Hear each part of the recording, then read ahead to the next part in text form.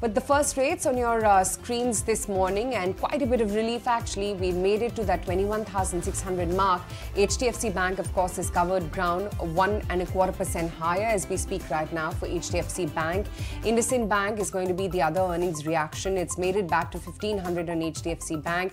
IndusInd Bank, though, absolutely flat as we speak, although it was a stable show when it came to the NIMs, and the operational profit as well has grown now for a 12th straight quarter, but you're not seeing any meaningful move come by on IndusInd Bank. That's at best just marginally higher as we speak right now.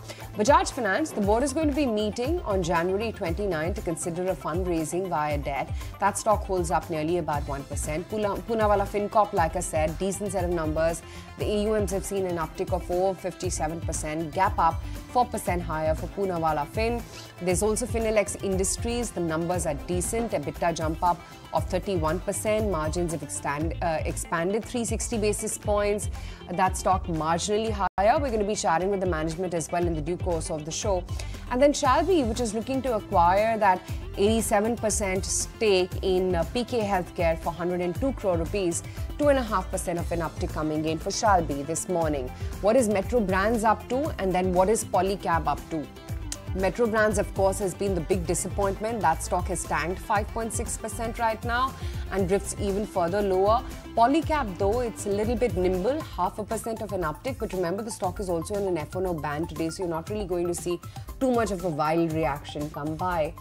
But it's stable, I would say, at 44.50, even though the numbers did fall short of market expectations. But for the Nifty, it's not a bad start, Kunal. Some relief coming in. We've made it back to 21,600. Well, yeah, I think that first, sign of confidence is quite good for the indices. The Nifty and the Bank Nifty both are moving in sync with respect to the percentage gains. And the premiums, even though it's going to be an expiry week next week, are still on a slight healthy note than the discount which the indices have gotten to a couple of days back. In terms of opening trade, I would look at BHEL as a stock which has hit a fresh 52-week high yesterday as opening trade. I think the stock is looking quite strong enough, and closer to 210 could be a good buying range.